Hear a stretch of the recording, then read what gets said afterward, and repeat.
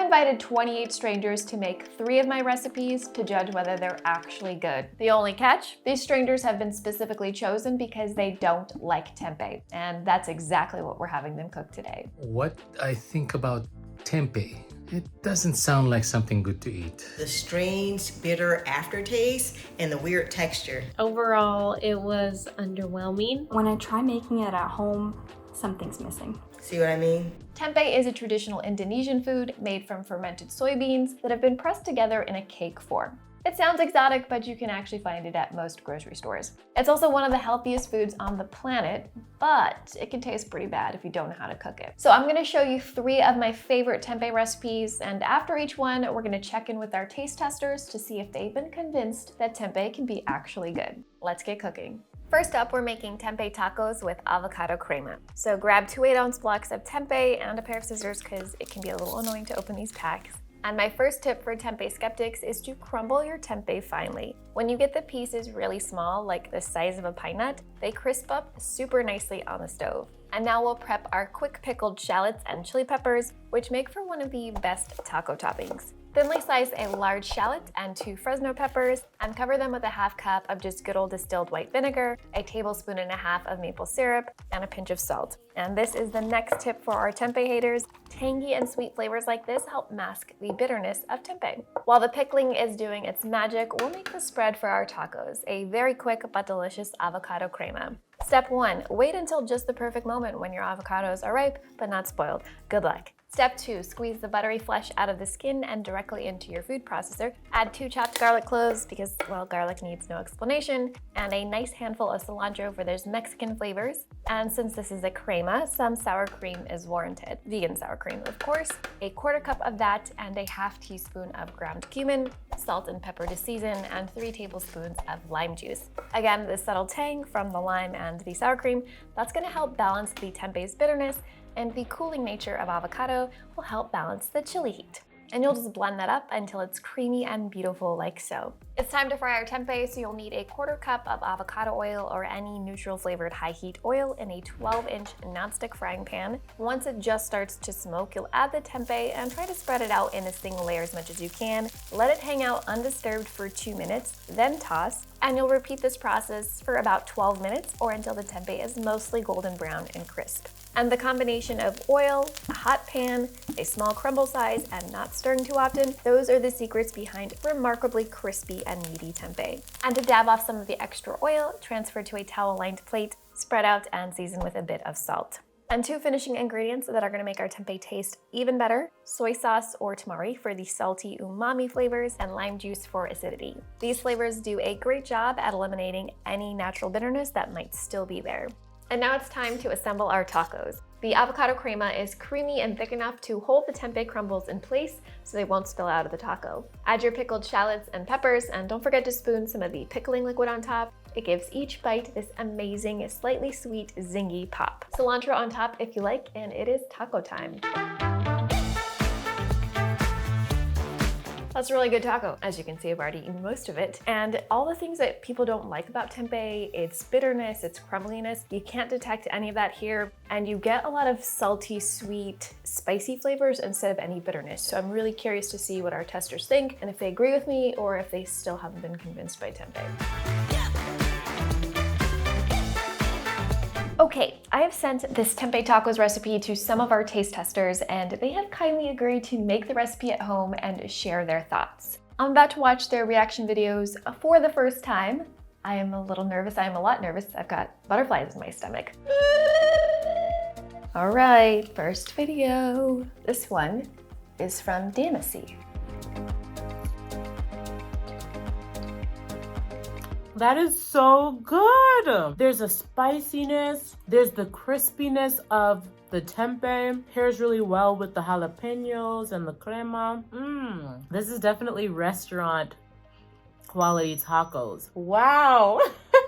The tempeh really surprised me. First of all, I feel like a chef. Like, what? Damacy, you are so cute. You should have your own cooking or reaction food TikTok, whatever you want to call it. You would do great. This is how tempeh is supposed to be made. Wow. I'm going to fold this because I don't know how to eat a taco properly. I'm sure you know how to eat a taco properly. Oh, unconventional method? Judges will allow it. This is so good that I cannot stop eating it. The tempeh is just delicious in this thing. I dare to say that this is probably the best tempeh I ever tasted. So yeah, definitely changed my mind about it. So I just shared these with my partner and I have to switch on the camera again just to say he totally fell in love with them. Double win from us.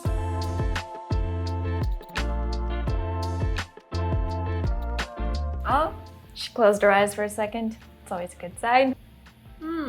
This is so good. Tempeh tacos, super good. I'm very impressed. All in all, it took me less than 30 minutes. It was so easy and so delicious. And also my son tried it and he's 12 and he said it was great. We are all happy and in love with tempeh now. I'm gonna go eat like all the tacos now. This is delicious. I could eat this all day, every day. All day, every day. I don't know why I did that accent, but so happy you love the tacos, Elsa. Pretty good. I do like it. It's like crispy enough, and then by mixing lime juice and the soy sauce, there's like the sweetness, tanginess, crispy flavor. I really like it. I think I'm gonna make this again. That's perfect. Oh, I really like it. Wow.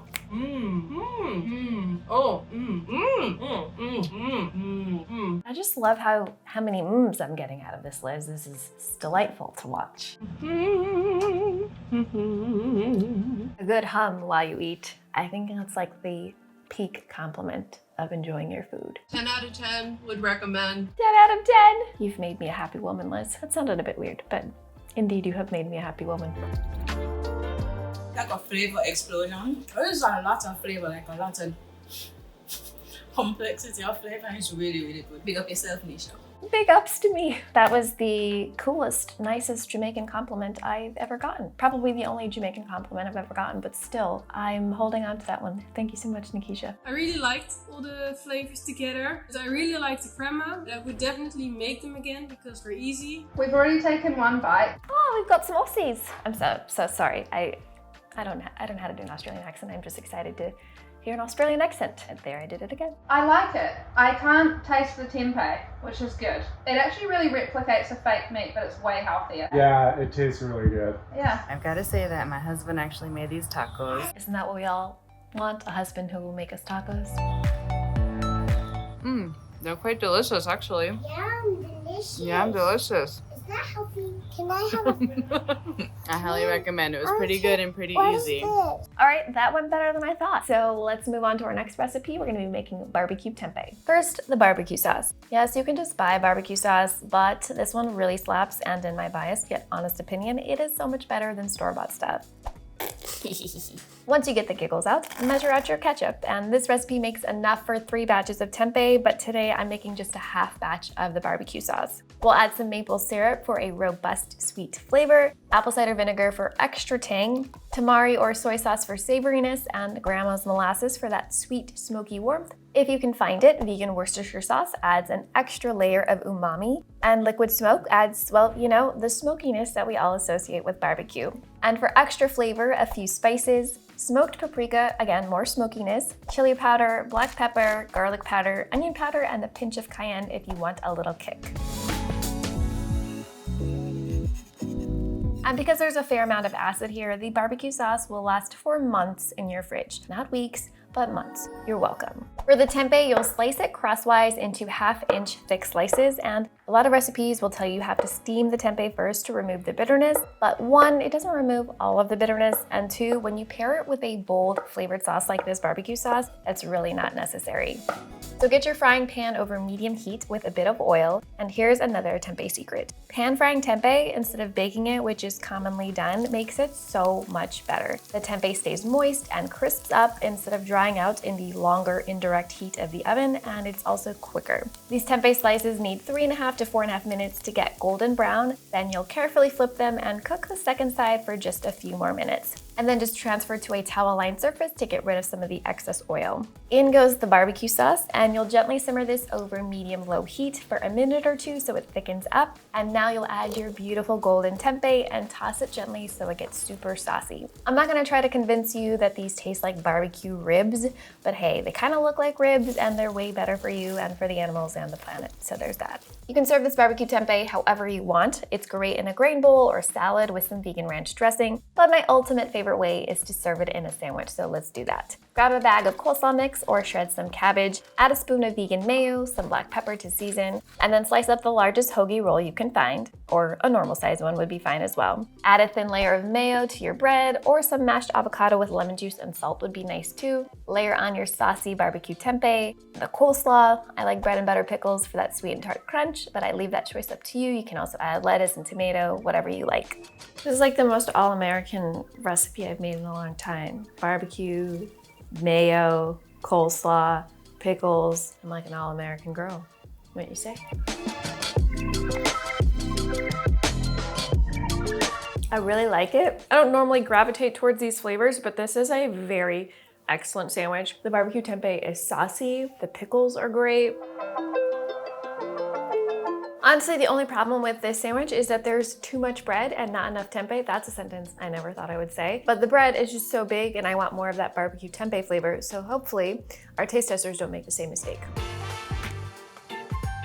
Ryan, I am awarding you 1 million points for serving the barbecue tempeh sandwich with a glass of white wine, heavy pour, and what appear to be Doritos. This is what winning looks like in my book, so well done. Very good. This is very, very good. That's so good. Even if I didn't have food in my mouth, I would have no words. I would drink that barbecue sauce. Ducky!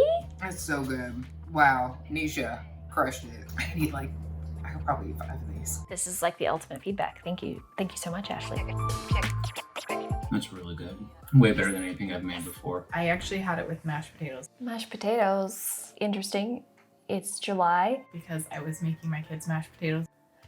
Ah, that makes sense. Only a parent would eat mashed potatoes in July. The things you do for your kids. The things you do for your kids. I don't have kids. The things that other people do for their kids. Really, really like it. The barbecue sauce is actually really great. Really like it. I definitely think I'll be making it again. Really, really good. It's good. Definitely make this again. This is barbecue tempeh sandwich. Okay, whole wheat bread, keeping it sort of healthy. I feel you. I understand. It's not what I did, but I understand. Very good. So I have a few pieces of tempeh here. Salad, okay. A lot healthier than I made it myself, but we shall see. I like the texture. Love the sauce. I like it. This is the barbecue tempeh that I did in the air fryer. Air fryer? Okay. I don't have one. I have no idea what it would be like. I am intrigued. This time I'm having it with spinach and sauerkraut. Y'all are a lot healthier than me. Congratulations. Smoky, sweet, delicious. Yay! Okay, it's still good in the air fryer. I'm relieved. I was worried it would not be. I'm so happy to hear that it was. I'm really excited actually. It smells really good.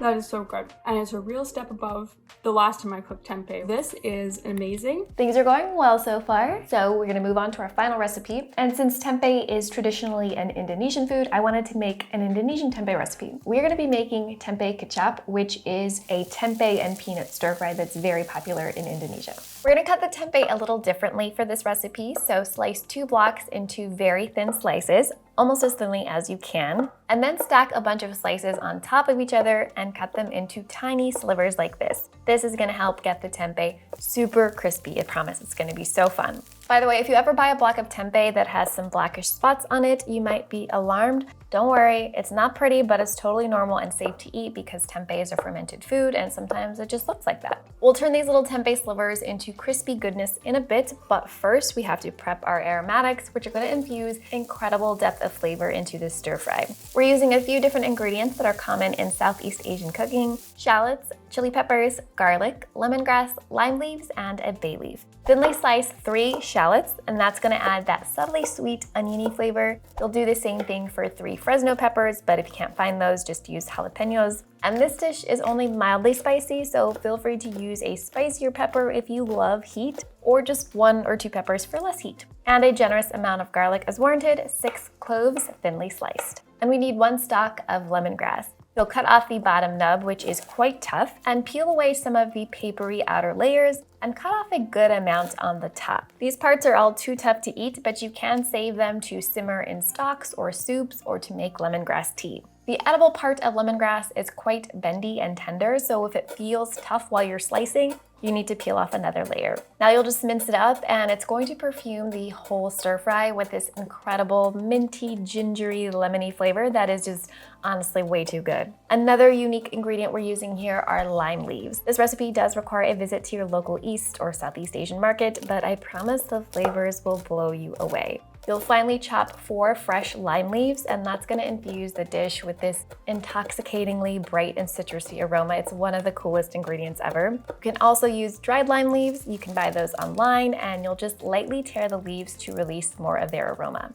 And since this is a stir fry, we also need some veggies. I'm using 2 bell peppers and thinly slicing them. I like how their sweetness accents the overall sweetness of this dish, but you can use what you like. Snap peas, bok choy, napa cabbage are all good choices. Last couple ingredients I want to mention that are key to a tempeh kechap recipe. First, peanuts, 3/4 cup because it's a peanut heavy recipe. And second, 3.5 tablespoons of kechap manis, the namesake condiment of this dish. It's basically a sweet soy sauce and it's the most popular condiment in Indonesian cooking. If you can't find it, no worries. I have an easy homemade recipe in the blog post. I actually prefer it to the store-bought stuff and it requires just 3 ingredients to make. To the kechap manis, we'll also add a tablespoon to 1.5 tablespoons of organic brown sugar or coconut sugar and a tablespoon of soy sauce or tamari. That's all you need for the sauce and it's gonna make the stir fry sweet, sticky, and salty. We're gonna get our large nonstick pan over medium-high heat. Let the oil get nice and hot and then we'll add our tiny tempeh pieces,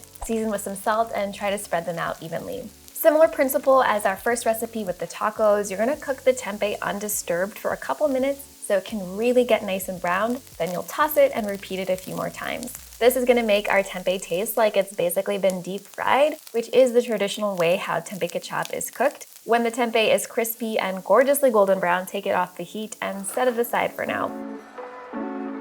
Same frying pan, medium heat this time though. Add your shallots, chili peppers, and garlic, a little salt, and stir fry these for 2 to 3 minutes until the garlic starts to turn golden. In go the lemongrass, lime leaves, and bay leaf, and it's gonna start smelling amazing in your kitchen. After a minute, add your bell peppers or whatever vegetable you've got and cook for a couple minutes until they're crisp tender. Add your fried tempeh and peanuts, get them nice and cozy in there, and finally the sauce. Once everything looks glossy and sticky, the stir fry is done. Plate it over any kind of rice you like. I've got white sticky rice here, and enjoy this truly delicious blend of Indonesian flavors.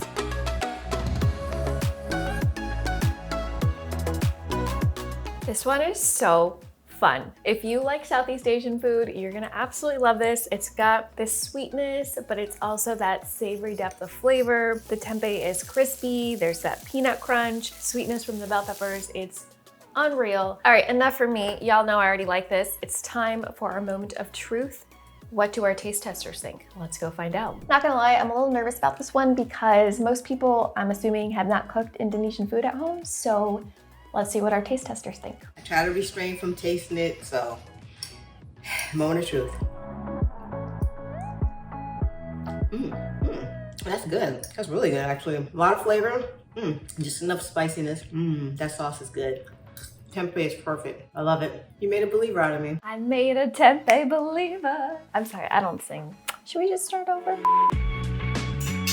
This is very good. I don't feel like I'm eating tempeh. I feel like that's a success. It's very crispy and it doesn't have that like tempeh taste. And it's really good. It's both sweet and spicy too.